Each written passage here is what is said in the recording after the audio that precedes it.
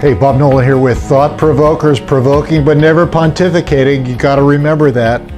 On the evening of June 17, 2015, 9 human beings, African Americans, were shot to death by an admitted white supremacist at a mostly black church in Charleston, South Carolina. Many of the family and friends of the victims joined together to express their forgiveness of the young man who committed the massacre.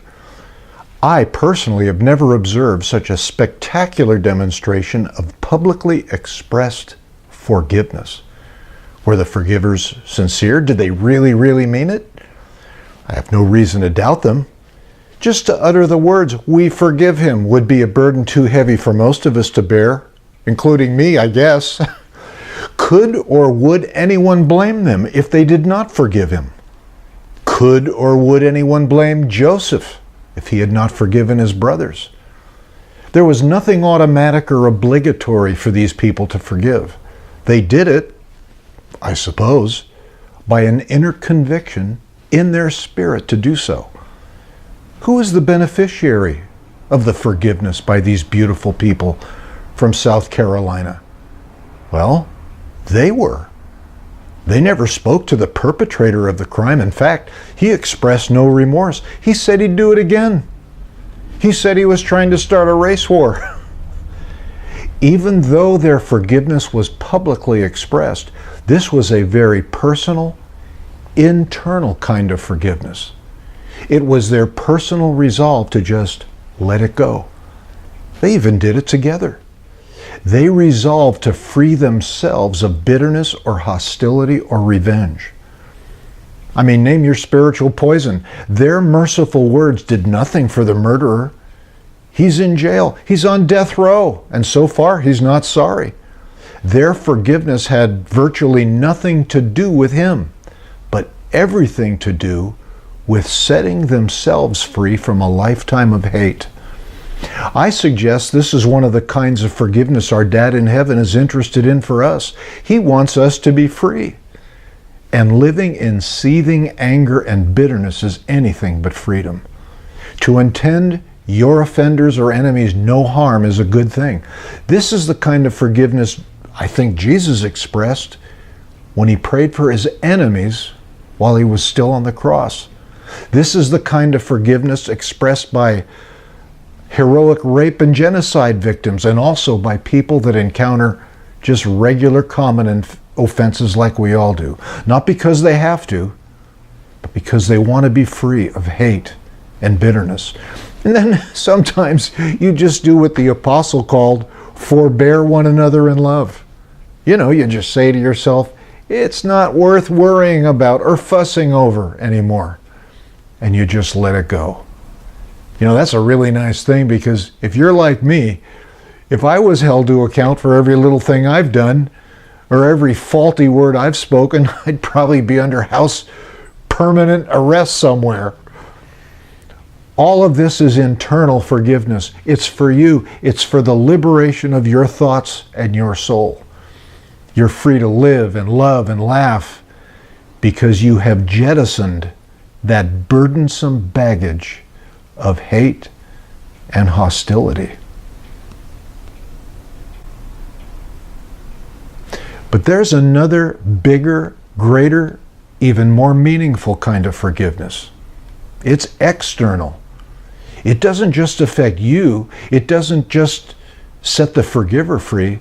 It sets the offender free. And its product is reconciliation. You can forgive someone and yet not be reconciled. But it's really hard to be reconciled if forgiveness has not occurred. Isn't reconciliation the big goal of God toward us human beings? No more enmity, no more guilt, totally justified. It cost him everything to make it possible. Forgiveness is the most expensive thing in the universe, and we humans can have it for free. But that doesn't mean it's cheap. It's free. There is, however, a stipulation. I have to admit my wrong and change my mind about it. Costs me nothing, but a change in my mentality is required. The Bible word is to Repent. Remember that word? That word simply means to change your mind. So I'm suggesting or provoking you to know that your dad in heaven doesn't expect you to do more or less than he does. The teacher once said, if a friend offends you, confront him. And if he repents, forgive him.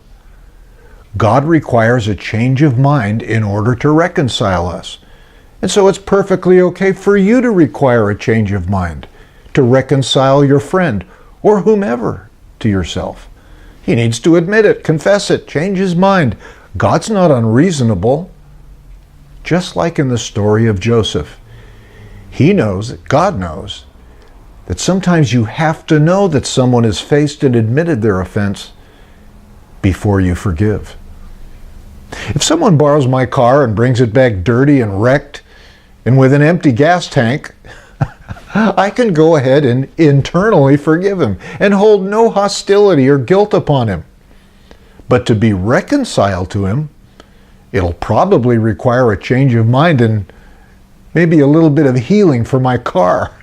You might call that a genuine apology. Then we can reconcile. Then he can borrow my car again. And what if it's me with the bad behavior? Uh-oh.